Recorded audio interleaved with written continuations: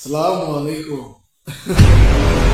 আজকে আবার চলে আসলাম একটা বিষয় নিয়ে, সেটা হলো কি, এই যে নতুন নতুন সিনেমাগুলো বের হইতেছে শাকিব খানের, এই ধরেন তুফান ধরেন, প্রিয়তমা দেখেন, তারপরে গোলই সিনেমা দেখেন, তারপরে ইদানিং যে সিনেমাগুলো আর কি স্টার, যে সিনেমাগুলো সুপার হিট হয়েছে আর কি, সেই সিনেমাগুলোর কথা বলতেছি।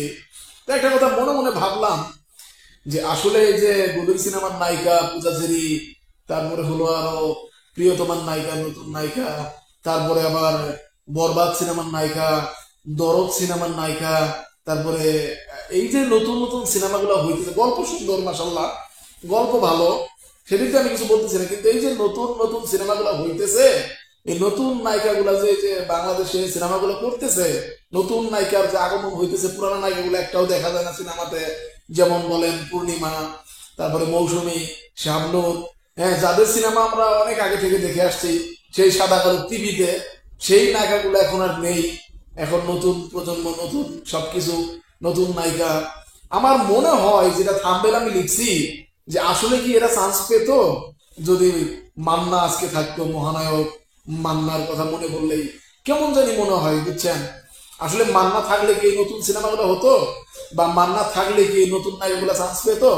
আমার কাছে মনে হয় যে মান্না যদি থাকতো, হ্যাঁ, মান্না ভাই যদি থাকতো, আজকে, হ্যাঁ, ফেরদৌসের সিনেমা চলতো, রিয়াজের সিনেমা এখনো চলতো, তারপরে আরো বাপ্পারাজ বলেন, আলেকজান্ডার বলেন, আমিন খান বলেন, এদের সবার সিনেমা হয়তো এখনো থাকতো।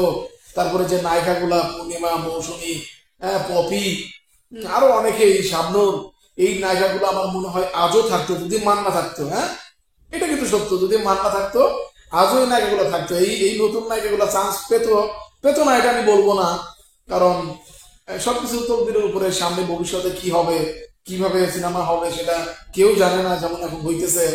আসলে আরেকটা বিষয় বলি, আমি আমি কিন্তু তফাৎ তফাৎ বুঝাইতেছি না যে সাকিব আর মান্নার মধ্যে তফাৎ, এটা বুঝাইতেছি না।